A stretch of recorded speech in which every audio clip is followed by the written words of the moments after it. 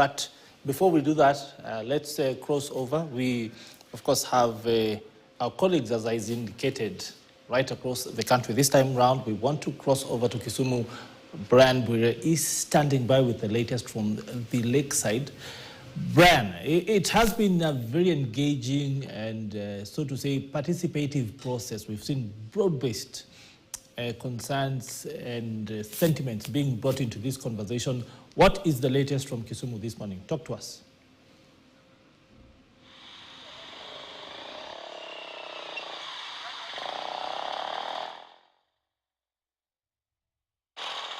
I don't know if you can hear me.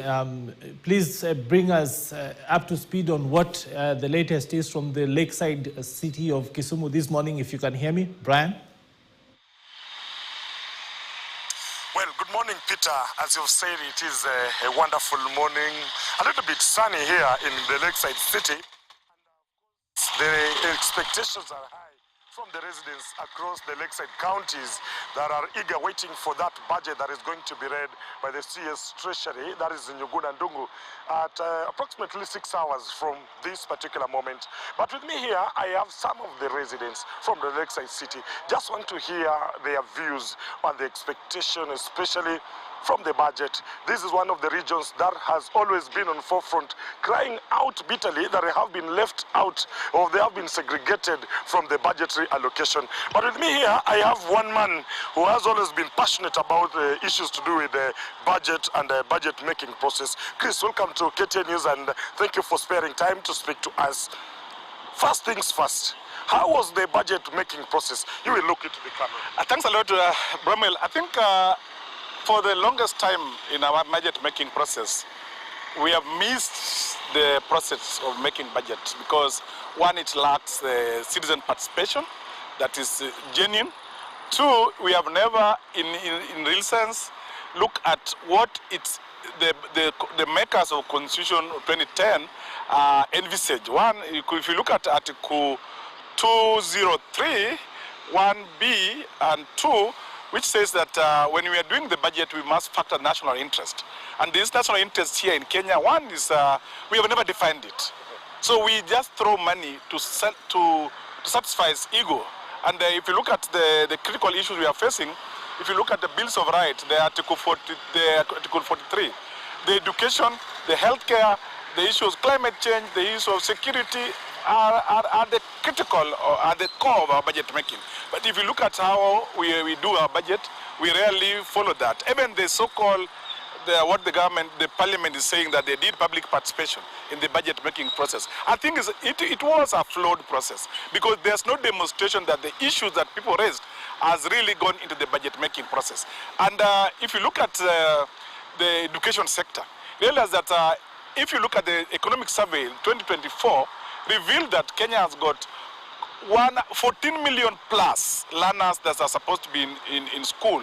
And if you look at the budget 2024-2025 estimate, realize the government has failed to budget for 1.5 learners, meaning that the government has decided not to factor other learners that are in private school. But we are saying that these learners also deserve to be budgeted for by the government. If you look at what the government is saying in the green tax, the so-called eco-levy, and they are saying that yes, we need to tax diapers, we need to tax, and well, diapers, some people is a matter of life and death. People living with disabilities, if you have been confined to the wheelchair, you need that diapers at times. If you are elderly, we need that diapers at times. If you want to make it expensive, you are telling these people that they don't deserve to live. And now you will be violating their constitutional right. You will be taking away their right to dignified life. And this makes it that they diluted the budget making process because it does not factor on the needs of the citizen. And if you look at the whole process of this budget making process, you need to look at the expenditure side and looking at also the revenue side. And if you, for example, in the revenue side, how the government want to collect the revenue, it's in itself defeating because if you want to tax, you increase the cost of buying a vehicle because when you levy the tax, you are telling Kenyans that the transport cost is going to be higher. If you were saying that you want to increase road levy maintenance fund, fuel, and you want to collect more money from Kenyans who are buying fuel, the motor vehicle owner will transfer this tax to the consumer. And anybody who are doing it means the cost of living is going to be higher because the fuel is what drives the economy, in the production. So if you are telling Kenyans to tighten their belt, and I think this is not what we expected when we went to the poll. And this is not what Kenya have said in the whole budget making process. Chris, back home, there are several projects that we've seen President William Ruto coming over to launch. In this particular budget, how do you feel? Are they budgeted for? And do you feel that they will be able to be completed at the stipulated time? We will not, because we are suffering from budgeted corruption. You know, when you're looking at the issue of budgeted corruption and why that we are diverting money to pay the debts that are never properly documented, because the reality is that the debts we are suffering from were never taken in a procedural way. And in some cases, Parliament never gave the approval. And some of them are what we call odious debts. Some of them, what's done with them, you cannot trace. And some of them are spent at source, the money that we are paying, and they don't reflect our books of account.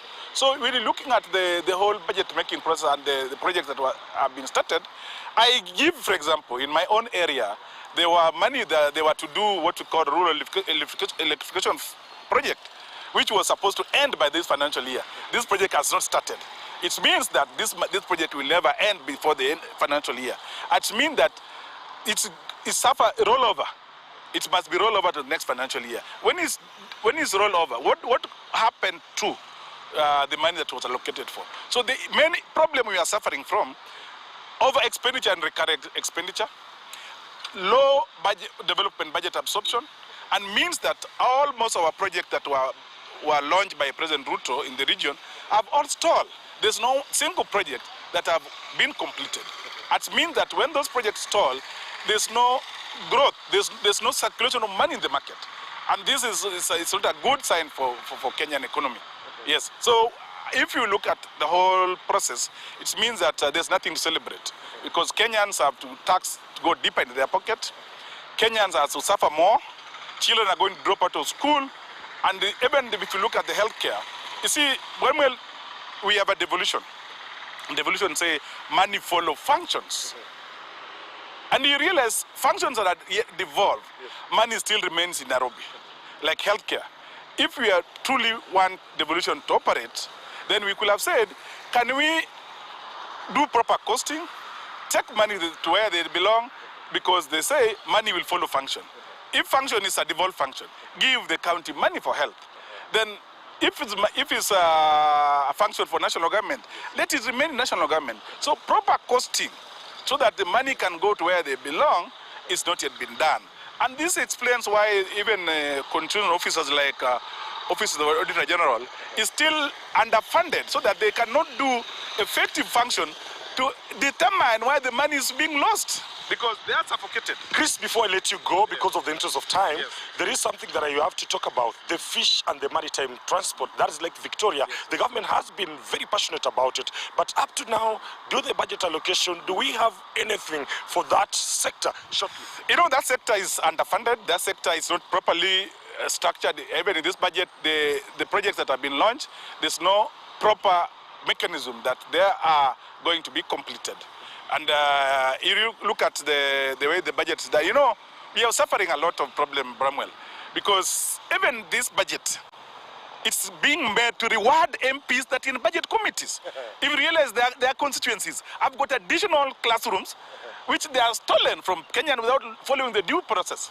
Thank you, Chris. We'll be coming back to you in the interest of time. That's Peter, that's exactly feelings from residents in the lakeside counties. Remember, the lakeside counties enjoy the second largest freshwater lake. That is Lake Victoria.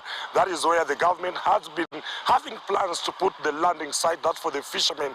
Then there is that project of reviving the Kisumu port. That is also another major and key project that is is bestowed upon residents in this particular place. Those are some of the things you are going to keenly follow in the budget reading process that is at 3 p.m. to see if the CS Treasury, Njuguna Ndung'u, will have a mention of this particular important maritime sector. From here in Kisumu County, back to you, Peter, in the streets.